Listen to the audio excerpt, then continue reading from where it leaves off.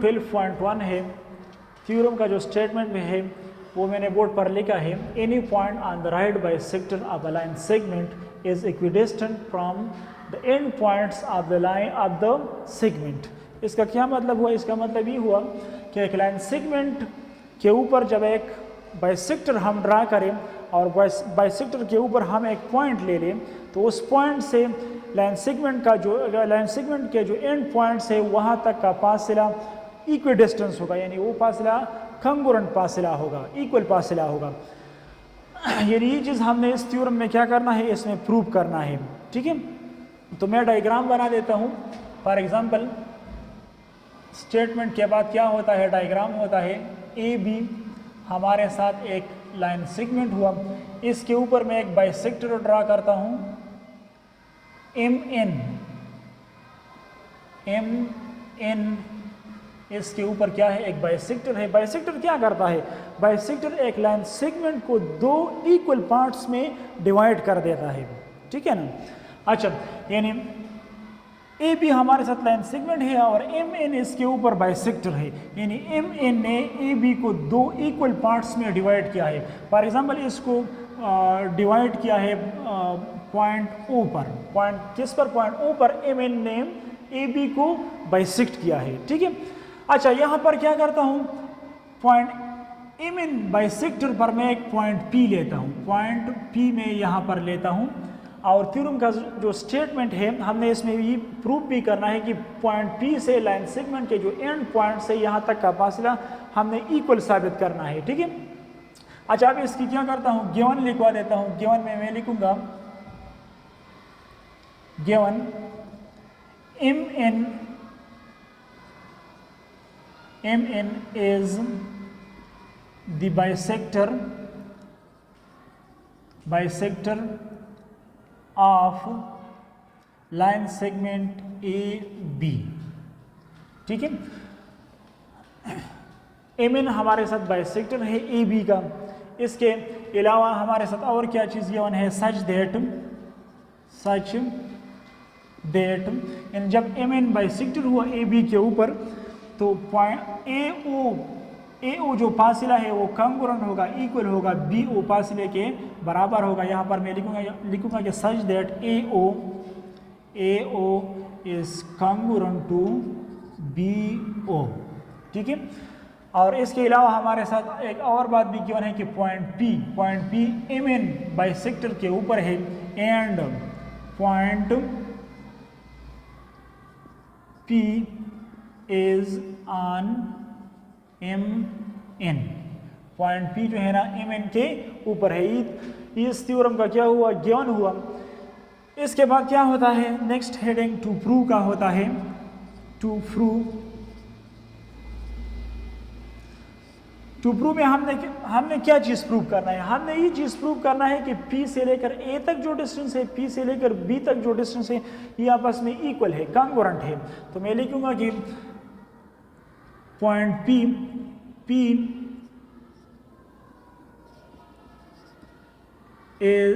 P is equidistant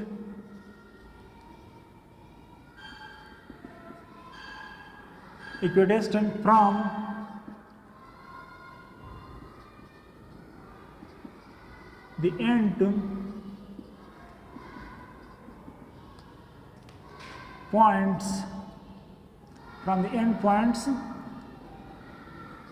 A, B. That is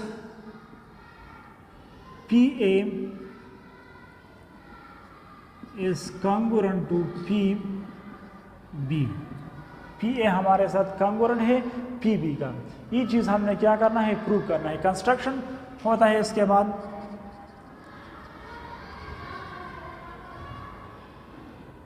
construction में मैं क्या करता हूँ, P पॉइंट को मिला देता हूँ A के साथ और P को मिलाता हूँ B के साथ। अब जो आपने P को मिलाया है A के साथ और P को B के साथ भी मिलाया है, जो आपने यहाँ पर जो काम किया उसको यहाँ पर अपने अल्फाज में यहाँ पर लिख दें। Join P to A and b. P को हमने ए और बी दोनों के साथ क्या किया है, मिलाया है। ठीक है, इसके बाद क्या होता है, प्रूफ होता है। प्रूफ में दो हेडिंग्स होते हैं, स्टेटमेंट और दूसरा जो है ना क्या होता है, रीजंस। ठीक है, अच्छा स्टेटमेंट में हम एक बात करेंगे और यहां पर इसकी वजह हम इसकी बताएंगे। ठीक है, तो यहां पर देखो डायग्राम में अगर आप देखिए तो हमारे साथ दो ट्राइंगल्स बन गए हैं, POA ट्राइंगल बन गया है और POB ट्राइंगल हमारे साथ बन गया है। तो हमने इन दोनों ट्राइंगलों में बात करनी है, यानी इन मैं लिखूंगा ये इन ट्राइंगल POA इक्विवेलेंट कर देते हैं किसके साथ, PO ट्राइंगल POB के साथ। ठीक है, POA ट्राइंगल हमारे साथ ये वाला है, यानी इसकी साइड एंगल वगैरह हम इसके नीचे लिखेंगे, और POB है, POB ट्राइंगल हमारे साथ ये वाला है, इसकी साइड एंगल वगैरह हमने इसके नीचे लिखवाने हैं। ठीक है, देखो हमने ये चीज़ प्रूव करना है कि P से लेकर A तक डिस्टेंस, P से लेकर B तक डिस्टेंस ये आपस में कंग्रुएंट है। अगर हम इन दोनों ट्राइंगलों को किस तरह प्रूव करना है, अगर हम इन दोनों ट्राइंगलों को कंग्रुएंट ट्राइंगल साबित कर दें तो फिर बात ठीक है। तो ये दोनों साइड्स भी इन दोनों ट्राइंगलों के हैं, तो ये डिस्टेंस भी कंग्रुएंट हो जाएगा, इस डिस्टेंस के क्या हो जाएगा, कंग्रुएंट हो जाएगा। ठीक है, तो हमने ट्राइंगल POA लिया है। POA ट्राइंगल में अगर आप गौर करें तो PO जो लाइन है इसमें, PO लाइन सेगमेंट जो है ना इस ट्राइंगल का कंग्रुएंट है, PO का क्या है, कंग्रुएंट है। अच्छा PO के कंग्रुएंट क्यों है, क्योंकि PO इस ट्राइंगल का भी साइड है और PO जो है ना इस ट्राइंगल का भी साइड है, यानी दोनों ट्राइंगलों की कॉमन साइड है। ठीक है, यहाँ पर रीजन में मैं लिखूंगा कि हमारे साथ क्या है, कॉमन है, कॉमन साइड है दोनों की। अच्छा यहां पर देखो, यहां पर हमारे साथ क्या है, यहां पर हमारे साथ जो एंगल बनते हैं, यानी ये हमारे साथ एंगल 2 हुआ, ये एंगल 1 हुआ, यहां पर ये दोनों हमारे साथ क्या होंगे, राइट एंगल्स होंगे, क्योंकि हमने AB के ऊपर एक बाइसेक्टर ड्रा किया है। और बाइसेक्टर न सिर्फ बाइसेक्टर एक लाइन सेगमेंट को दो कंग्रुएंट पार्ट्स में भी डिवाइड करता है, और यहाँ पर जो एंगल बन जाते हैं वो हमारे साथ राइट एंगल्स होंगे, ये काम भी बाइसेक्टर कर देता है। यानी एंगल POA एंगल इसके बाद मैं एंगल लेता हूँ, एंगल POA एंगल इसमें कंग्रुएंट होगा एंगल POB एंगल का क्या होगा, कंग्रुएंट होगा। ठीक है, जब एंगल क्यों POA कंग्रुएंट है, POB का कंग्रुएंट क्यों है, क्योंकि AB के ऊपर हमने बाइसेक्टर ड्रा किया है, और इसको मैं रीजन में लिखूंगा कि हमारे साथ क्या है, ये हमारे साथ गिवन है, ये हमारे साथ क्या है, गिवन है, क्योंकि यहाँ पर हमने लिखा है कि MN is the bisector of AB, MN bisector है, AB का क्या है, बाइसेक्टर है। यहाँ पर आप गिवन भी लिख सकते हैं। और देखो जब ये भी 90 डिग्री का है, ये भी 90 डिग्री का है, तो दोनों 90 डिग्री का है, तो ये भी आप रीजन में लिख सकते हैं कि ये दोनों एंगल राइट एंगल्स है। ठीक है, दोनों आप लिख सकते हैं। यहाँ पर मैं लिखूंगा कि राइट एंगल्स,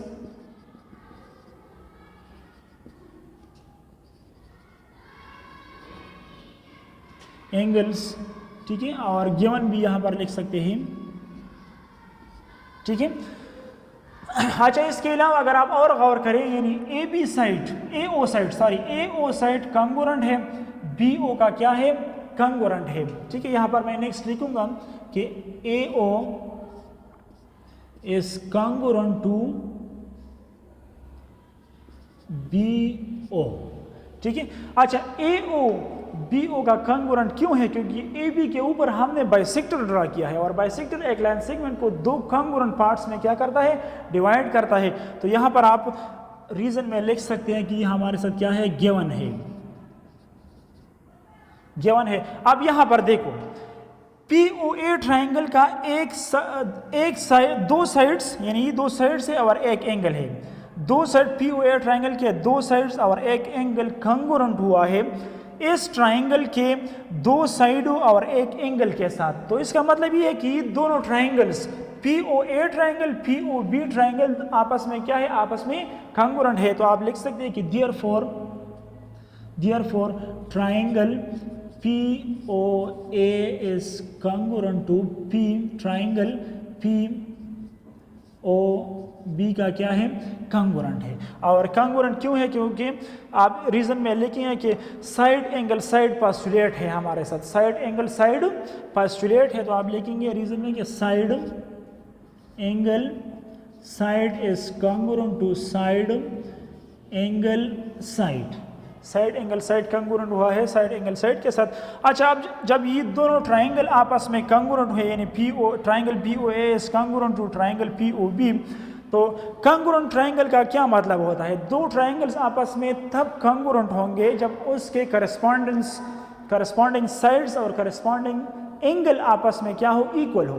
तो उसके बाद हम कह सकते हैं कि ये दोनों ट्राइंगल क्या है, कंग्रुएंट है। जब ये दोनों ट्राइंगल्स कंग्रुएंट है तो इसके करस्पॉन्डिंग साइड्स और करस्पॉन्डिंग एंगल्स ये भी आपस में क्या होंगे, कंग्रुएंट होंगे। तो यहाँ पर इसके बाद मैं लिख सकता हूँ कि PA भी इस ट्राइंगल का साइड है, P भी इस ट्राइंगल का साइड है।